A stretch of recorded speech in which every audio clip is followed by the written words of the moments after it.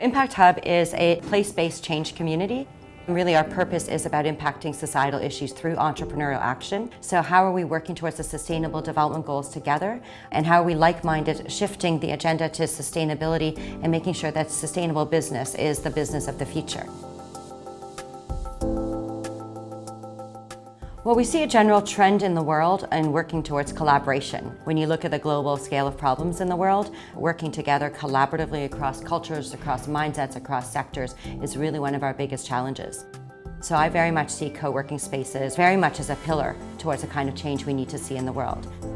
This space, the Impact Hub, is really the home of social entrepreneurs, and that means that we needed to look at all the different dynamics of work, of connecting, of socializing, of events, of meeting, etc. that entrepreneurs would need to go through.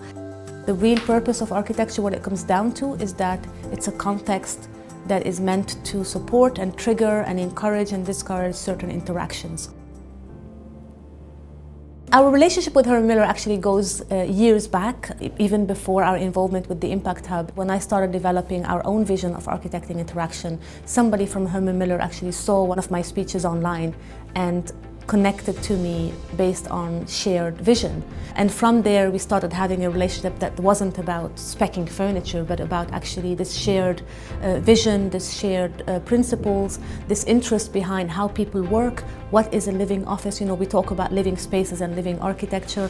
And for a project like the Impact Hub, you know, it is on the edge of the future of work. It's not your traditional company, it's a gathering of different companies and different individuals. So it was just a very natural, organic relationship. What was at the crux of our collaboration at the beginning was about alignment between purpose. And as I dug into it, I found a couple of things that were quite interesting. One is that there's real alignment of purpose in terms of social, environmental, and economic goals. When people walk around here, we are always explaining the story of how we're making impact in the world. And so what we most admired was the rigor with which Herman Miller looks at its products and tries to shift them to be as environmentally sustainable as possible. The other synergy that we found was actually in our curiosity about what's emerging as workplaces and workplaces of the future.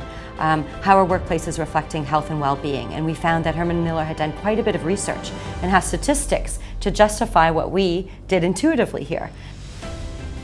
Well, I find the living office concept extremely interesting. For me, the core of Herman Miller is to put their energy and effort into creating these products that solve people's problems. That makes a chair much more than a chair and a table much more than a table. In the library in there we had some benches for a few weeks. Nobody sat on them, nobody used them. The day these little tables came in that kind of plug next to it, the bench became a working place.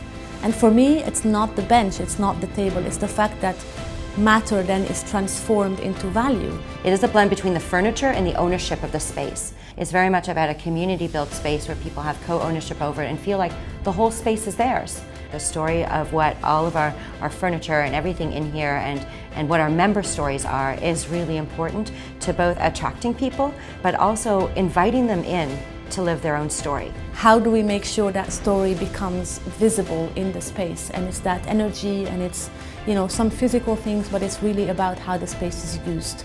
So we hold the space accountable to how is it actually really proactively helping people do their work better than if they were doing it somewhere else.